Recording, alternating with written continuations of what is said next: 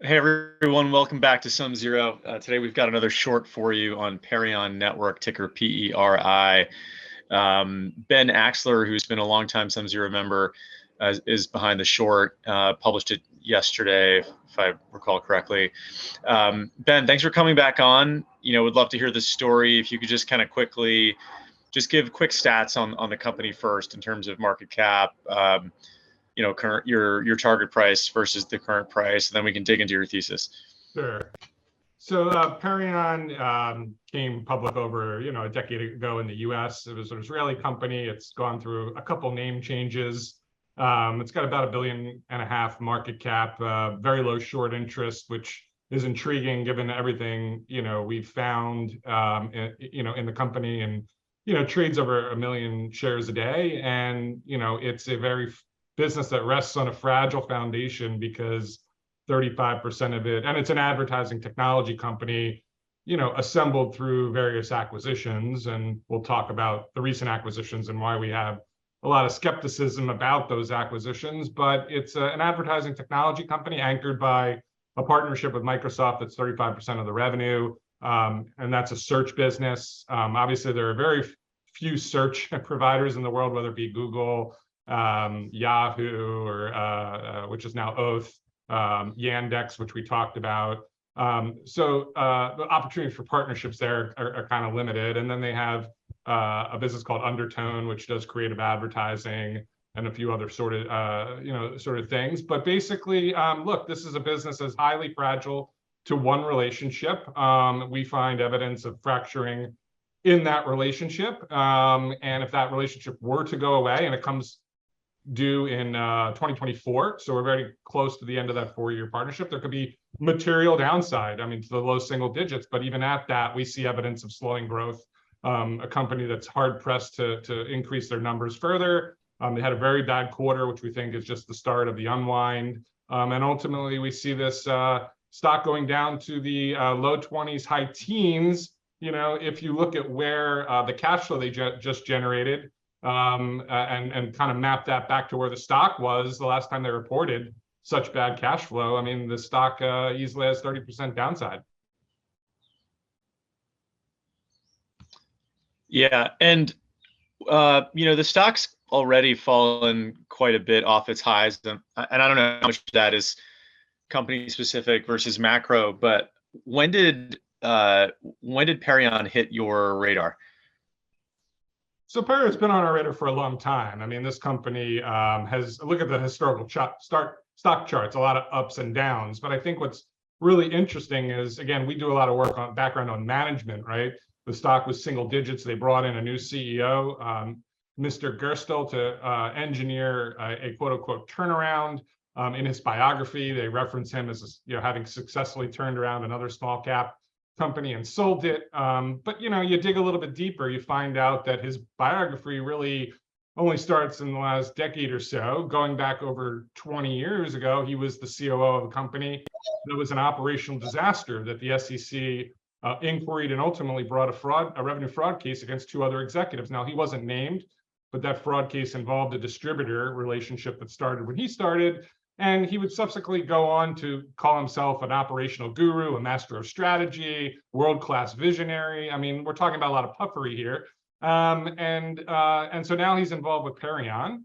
The audit chair overseeing all this also is linked to the same company, ESC Medical Systems, Lumenis. So we want to see an audit chair independent of the CEO with no business dealings. So we have concerns about the people. And then getting to the Microsoft partnership, for example, they brought in that Microsoft is within their CodeFuel business. Okay, they brought on a GM. One of his first hires, okay, was a guy who came from InfoSpace, and many people might recall InfoSpace was an accounting illusion company that became Blucora and now called Aventex. Well, during his time, and his last name is Mike Glover. During his time at Blucora, another short seller alleged major improprieties and click fraud related to even child pornography. It's a pretty bombshell report came out, and the company said he was resigning. 6 months later, turns out he was terminated. And then 2 years later, now he's the guy who's basically their partnership guy. at Perion. So that's the first guy you hire, right? The CEO who engineered this turnaround. Yeah. So very focused on management here, and their promotional claims, and we can walk through a lot of the promotional claims, and the transparency here is very low. So this came on our radar. Obviously, the stock's up 5x, and we look at what's happened. They've done some acquisitions. They've beat and raised numbers, and that's coming to an end. Okay, so the beat and raise game's over. The CEO, CEO Gerstle, he's now on his way out. Okay, they're changing risk factors around the business. Now they're making the search business their number one risk factor, and the new CEO is from the search business unit. So you kind of see the story here and the tea leaves lining up of a business and a stock price that has matured. All the while, executives are selling. The CFO sold stock heavily last week. They now, a few years ago, owned 10% of the company. Now they're down to less than 1%. So always follow the money, follow the people, follow the story, follow the money. The money's draining out of the company by insiders. It's interesting how you came across the company through kind of some history with the management. Less so, it sounds like, just looking purely at price to earnings multiples or financials. And would you say that's kind of a theme with a lot of the names in your portfolio that you've shorted, where you've caught something about a CEO's history that wasn't quite right, and then you see them in a new company, playing this, doing the same thing? Is that often how you come across interesting short opportunities? Well, I mean, it's two things. It's the management, okay, the people. I mean, we just had a successful short twice on a company called Nuvei, NVEI, which again we pointed out. Look at the CEO, look at his biographical misstatements, look at the people he's hiring. Great short. Yeah. We nailed it twice. But yes, I mean, look at the people, and then look at the financials. Okay, look at Perion's financials. You would have on the surface believe that they are one of the best, not only the best in the ad tech space, and look at their revenue per employee, over $1.5 million. Look at the margins, look at the ability of them to produce these results with almost no tangible assets, no limited capex. They've spent $2 million on capex since 2020. R&D margins, vastly below peers. Dramatic cash flow. Now, you would believe on the surface that this is one of the best ad tech, putting them in a rarefied world with Google, Microsoft, Facebook. Okay, and so let's say even if you believe that, right, this is just a business that is not, where numbers like that are not sustainable, right? Because I mean, ad tech's very competitive, and I believe strongly in economic theory that abnormal profits attract competition. So yes, looking at the numbers, right, on the surface, okay, and then we also point out, if this truly is a remarkable business, okay, on par with a Microsoft, Google, okay, where are all the technology growth investors in this stock? Look at the shareholder base. It's mostly Israeli, index and or ETF providers and quant funds. We don't find any institutional caliber funds that focus on technology growth.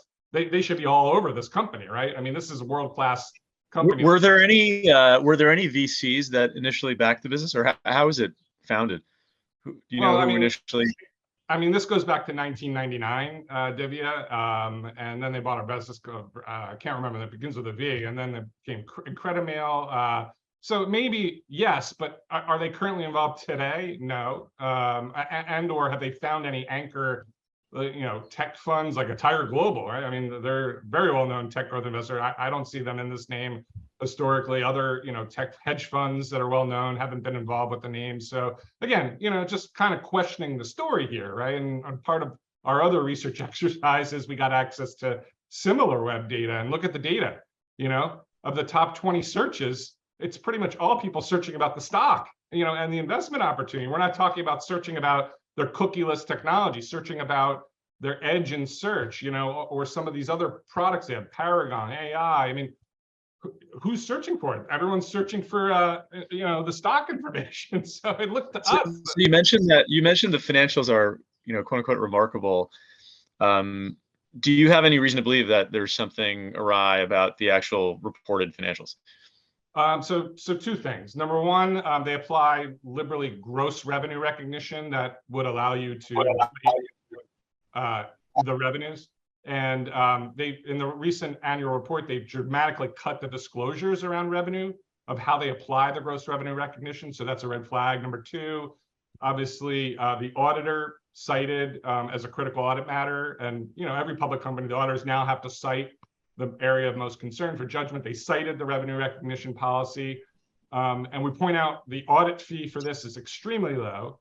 This company is spending 800,000 or 700,000 off the top of my memory of audit fees for a company of this size is abnormally low.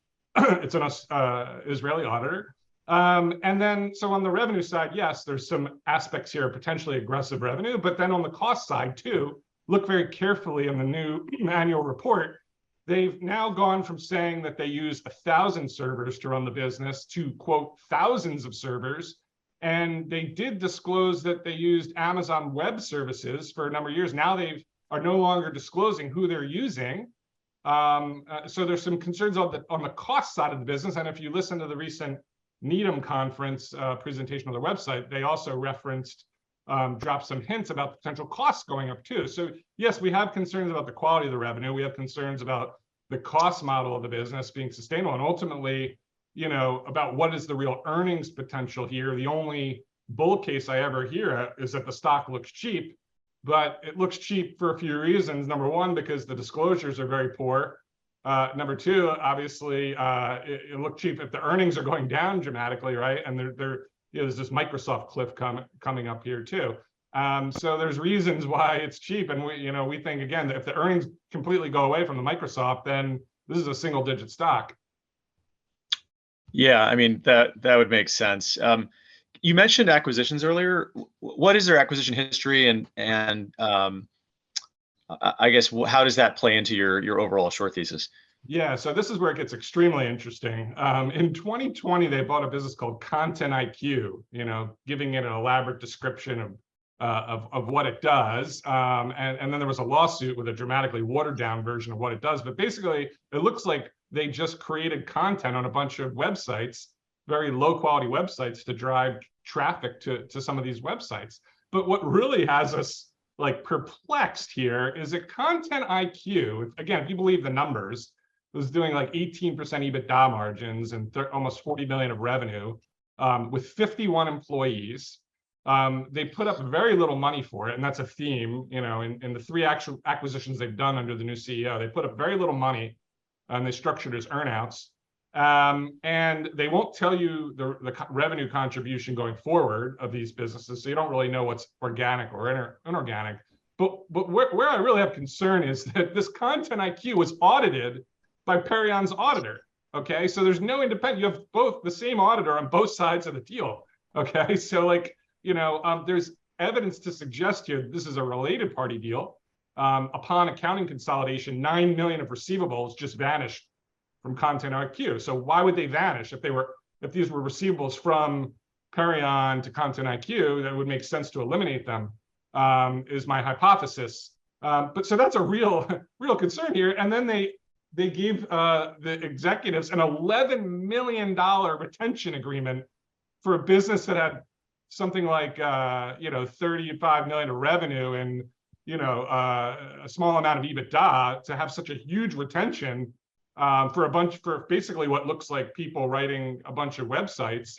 Just seems like a major red flag here. And now, of course, 2 years later, we're finding out they've laid off and restructured a lot of the Content IQ people. So this is a very shady transaction. I mean, this reminds me of what I saw in the Chinese reverse merger days over a decade ago. I mean, I would run far away from this if I were, objective person looking at what's going on here. And then they've done 2 other acquisitions. And in total, Divya, you can look at the earnouts they put on the balance sheet.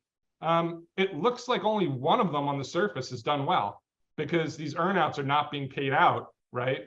And or you would expect that these businesses do well, the liability for that earnout would grow, right? Because if the business is booming, you're gonna pay out the earnout, the liability goes up. But that's not what we're finding. So the acquisitions, we have a huge amount of skepticism about the quality of them, the caliber. Are they related party deals? And ultimately, if these were great acquisitions, why are they paying 1.5 times revenue for technology companies with almost 20% EBITDA margins? That's just, that's just amazing. Like, these are really great businesses. You know, we've been in the biggest tech boom of the of history. You know, these businesses would have been sold for dramatically higher multiples. That's interesting. You mentioned the balance sheet earlier. How does that look right now? I mean, is this a debt-free company? Do they have some debt, or what does it look like? That's a great question. So this is another huge red flag, right? The company raised equity in 2021 as the stock was booming. And now if you look at the balance sheet, they have over 400 million of cash and really no financial debt. So you say, okay, well, you raised a bunch of money and now you have a lot of money. What are you doing with it? The answer is nothing. I mean, huge red flag. Again, this goes back to some of the Chinese schemes that I exposed years ago. I mean, they would raise money, say, oh, we're, you know, for whatever purpose, we're going to grow, we're going to do acquisition, we're going to invest in the business. They've done nothing with it, okay? And to make it even more unusual, they just went to shareholders for their annual meeting, and now they're requesting 20 million new shares to be authorized to issue. And they have plenty of share authorization for employee programs. So why would you need to potentially dilute your shareholder base more when you have over 400 million of unencumbered cash? You claim to have cash flow, right? What do you need 20 million new shares for? It's just, I mean, this is absurd. I've never seen something like this. Yeah, and you would argue that they're just trying to sort of sell at the top, or sell because they know the writing's on the wall, or what would be the reason in your mind? Well, they're selling. I mean, they are selling. I mean, the CFO just sold stock last week, even ahead. He was selling ahead of their proposal to increase their share base, which looks a little shady to me. Yeah, I mean, they are selling. That's a fact. They own less than 1%. And again, why would I ever stake my capital alongside a management team that owns nothing? And why do they need this cash when they're not using it? I mean, they're not buying, the stock's down a little bit from the earnings.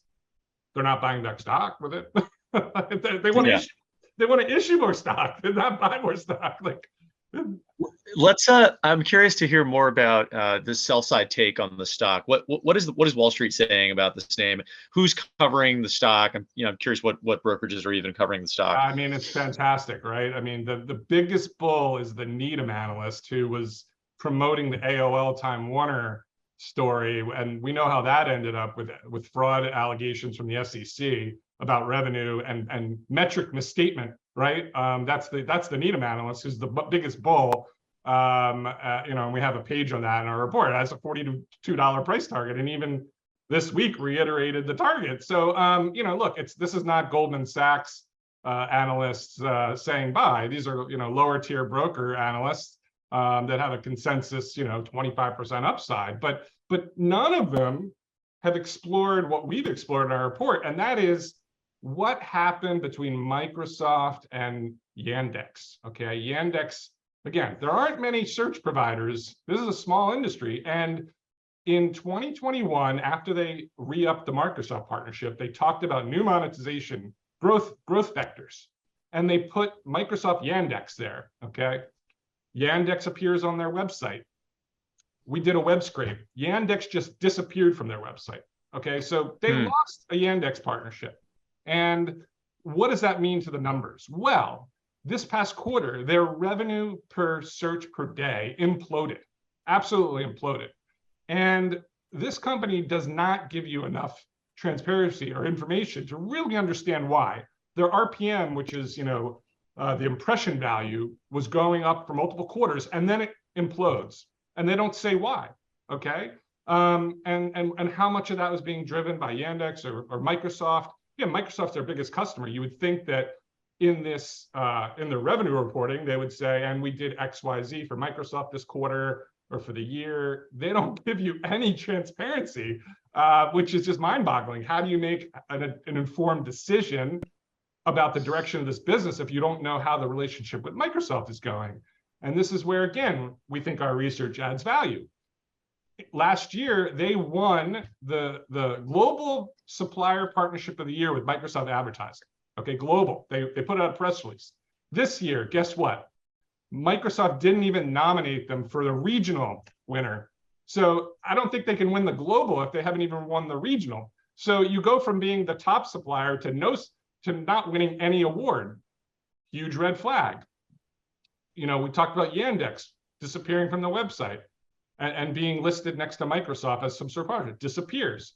Huge red flag. The numbers implode this quarter. No explanation. Huge red flag. Insiders are selling. Whatever, less than 1% now, they're selling down even more. Huge red flag. New stock issuance approval. Huge red flag. It's like death. I call this a death by 1,000 cuts, because every cut I see nothing but negative, bearish, bearish. And so, we think there's been a fundamental change here that's not being adequately explained. The cash flow went down dramatically back to where the stock would have been down in the 2020 levels in the teens, actually single digits. And also on a point related to the insider selling, Divya, you're just finding out with Form 41144 is that insiders started selling in November. Okay, so the forms that they just filed, they said under a trading program, started in November. Okay, and the stock was in the low 20s when they started selling up into this big boom. So that is, kind of tells me where I think the stock is going, because insiders ultimately have a better view than outsiders. Sure. What would you say the competitive sort of situation is? I mean, do they have any competitive moat, or is this pretty commoditized as far as the actual, services they offer? Like, I don't fully understand the product, but yeah, I'd love to hear more about the competition. I mean, the competition's enormous, particularly on the creative advertising side. I mean, big ad agencies have to allocate advertising dollars to a bunch of marketing agencies. And, when there's tons of money to go around, these guys benefit. And when money gets tight, they're just one of, many people vying for dollars. And they have from what we can tell, they have no contractual relationships in that business. Again, the only thing contractual they have is this partnership, with Microsoft.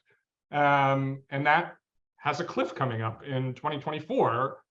And it'll either be renewed, and we don't know under what terms, or it could be terminated, right? So that you have to factor into the risk calculation here. And then, there's all other sorts of things that they talk about. And I say sort because they've been promoting a product called sort cookieless technology. And the deprecation of cookies has been talked about to come for a while with Google, but it keeps getting punted out, pushed out. They've spent all this money developing a cookieless technology, and they promote it, and they'll tell you, oh, we have new customers using it. But guess what? What's a customer? They're giving it away for free. They don't charge for it.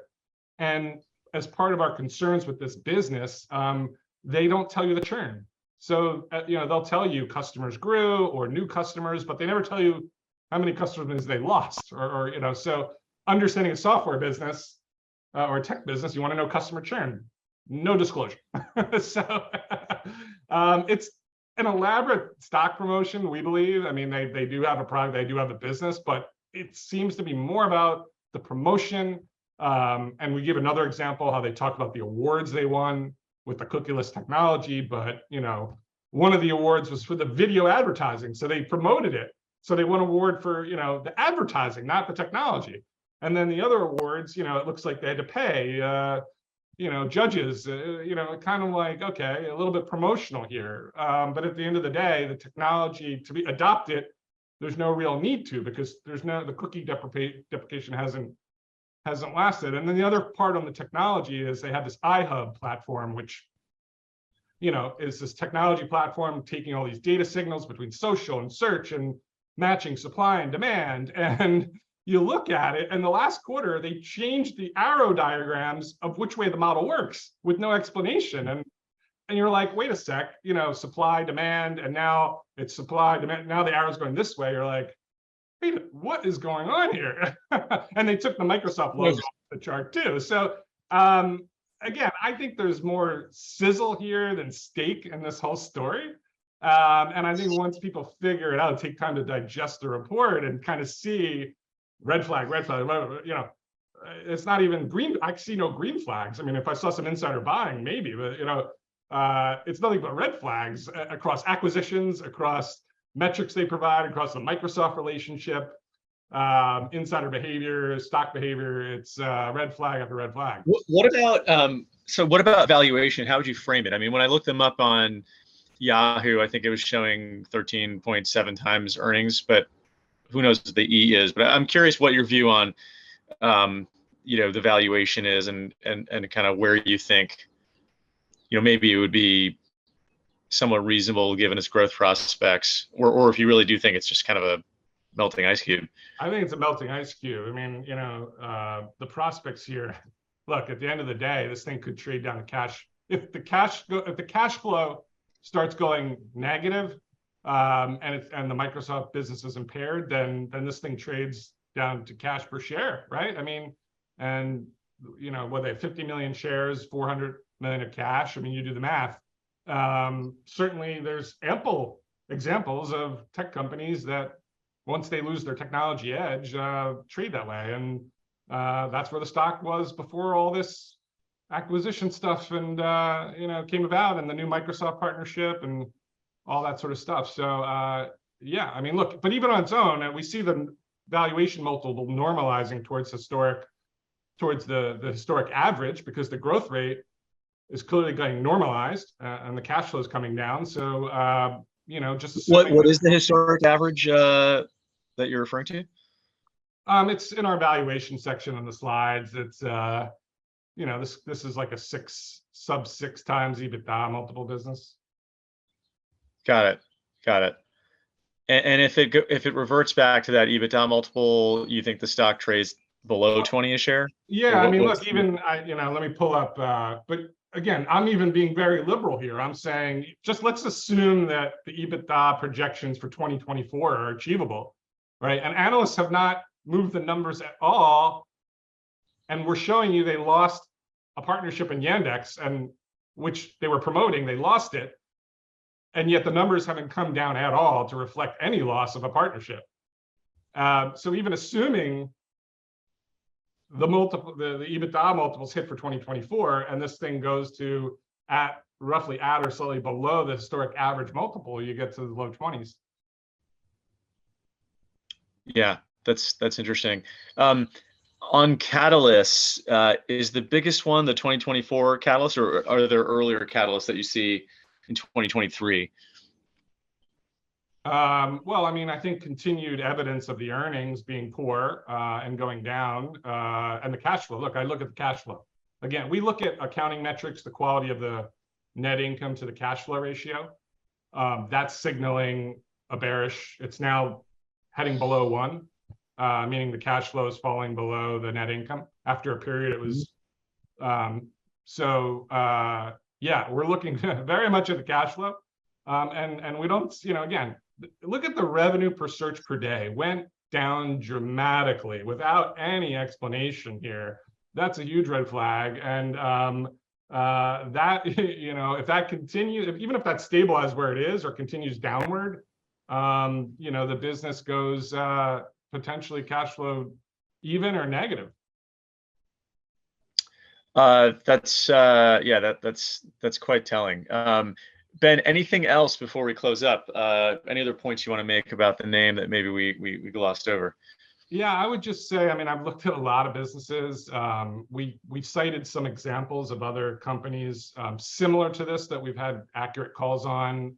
2 of them happen to be Israeli-US companies, Caesarstone, LivePerson, some of the Chinese companies. You line it up, and it's almost nearly identical pattern here of financials that are outliers, right? For businesses that are pretty intensely competitive, that's one. The management team, background on the management team. Caesarstone we cited as another Israeli example. That CEO had a past with a public company, years ago. This CEO has a past with a public company that ran afoul the SEC.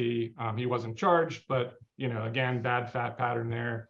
The margins, the story, the promoters, the governance. Here again, audit chair and auditor having a historical business relationship. I mean, we want to see independence there. The transparency, again, is pretty low here. The financial reporting, it lines up. The CapEx. The raising money for no clear purpose. Too many red flags, Divya. Just too many red flags here. I've seen this time and time again. Well, thanks, Ben. This is a really interesting summary of a situation, and we know you've got a long track record of putting together some really thoughtful shorts. Thanks again for the time. I'll be following the situation, and we're looking forward to the next one. Absolutely. As always, thank you for SumZero's interest, and always enjoy our interviews. All righty. Thanks, Ben. Thank you.